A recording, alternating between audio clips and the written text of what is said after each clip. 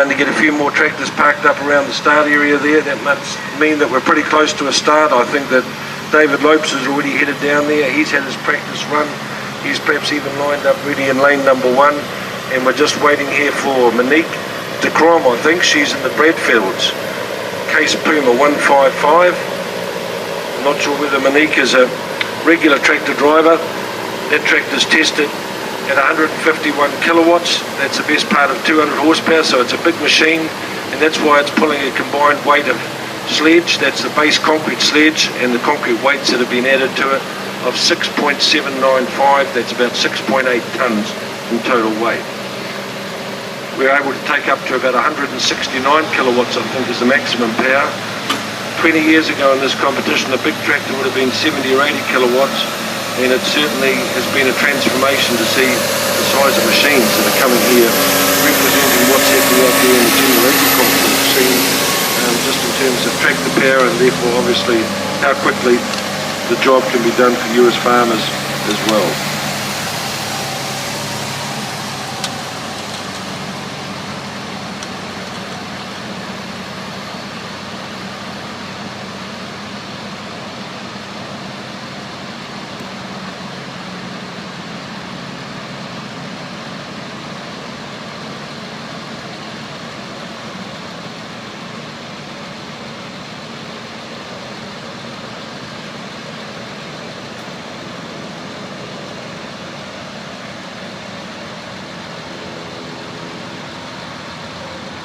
So the sledge becomes harder and harder or more difficult to pull. So the competition is about who can pull it the furthest distance from the start line.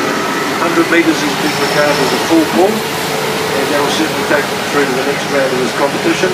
We're looking for a setup that will give them something in the order of 70, 80, 90 metres in terms of the distance that they're travelling. So it's computer controlled.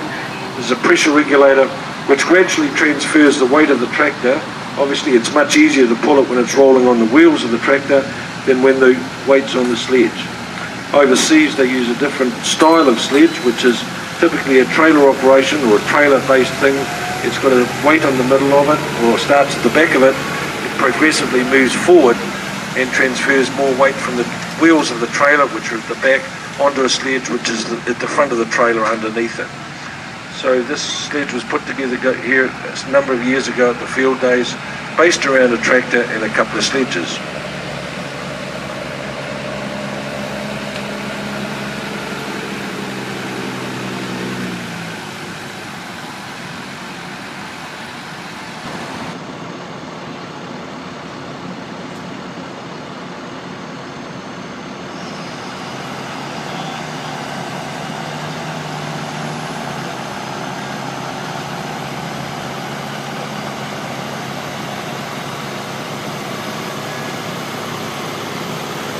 So we're underway here in the 5.5 to 7 tonne class of the weight transfer tractable competition. Wally Sinton, number 1 on the sled, entrant number 1 as well. No flies on Wally. He must have got his entry in pretty early, so absolutely no flies on him, but sure we can see where there's been. 6580 kilos of tractoring machine. We saw him bring it through to 65 metres on this setting a few minutes ago. Now he's stopping at 43.80. Well, I've just had a comment made from the starting division down there, Basil Cole.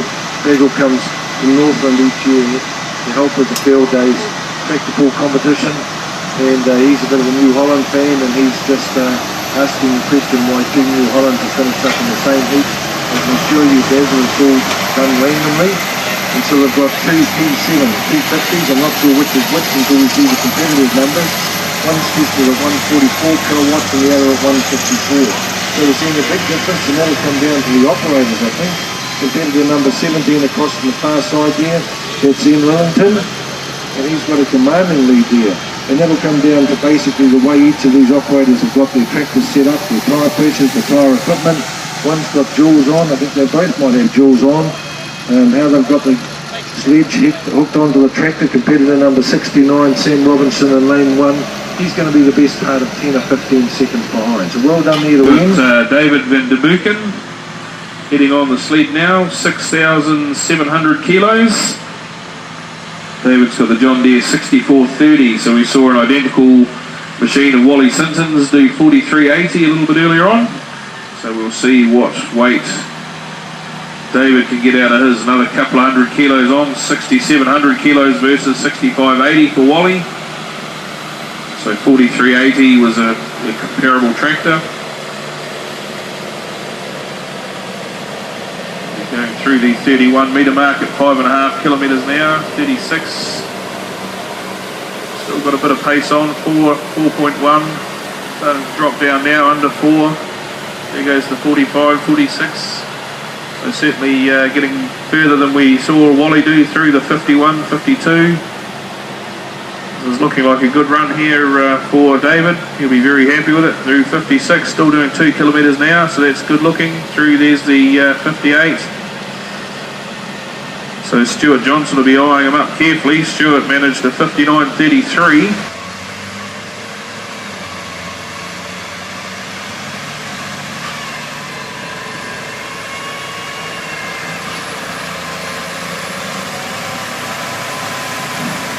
Well, we'll run another couple of Fords here. Appropriate that one of the drivers is Roy Ford, the New Holland. I shouldn't be saying about Fords. It shows the sort of where I've come from and my background as being Fords and Ford tractors. It's very, very close between these two machines. One's an TSA 135, the other's a T7220. I think it's going to be very close. That's Chad Cade on this side. He's competitor number 46. And we'll just have to go to the...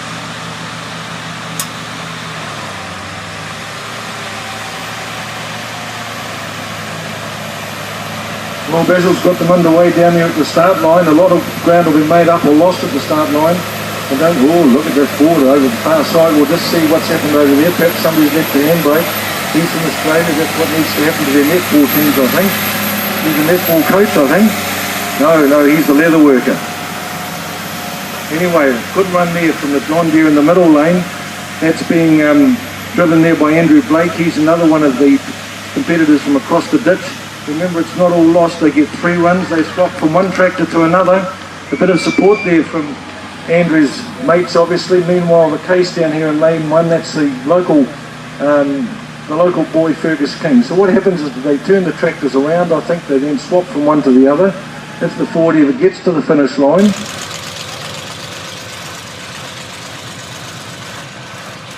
So as we look through the setting sun and the rain, we look past Tomo, we see Brutus.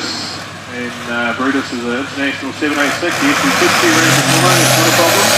And there we go, Brutus, off he goes.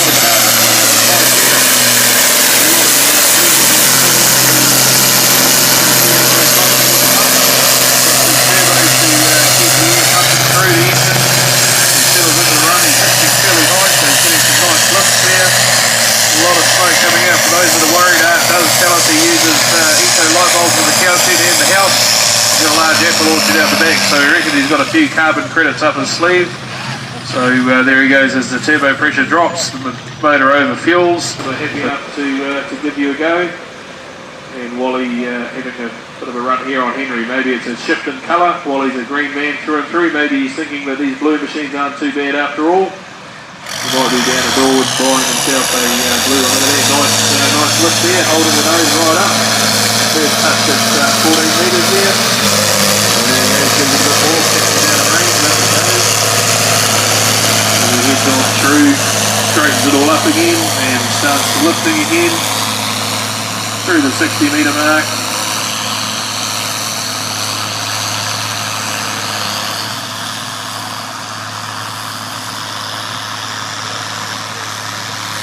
Like there's 92, 3, 4, he might take us through to a full pull, I would imagine. There he goes, 100 metre full pull through a wheelie as the same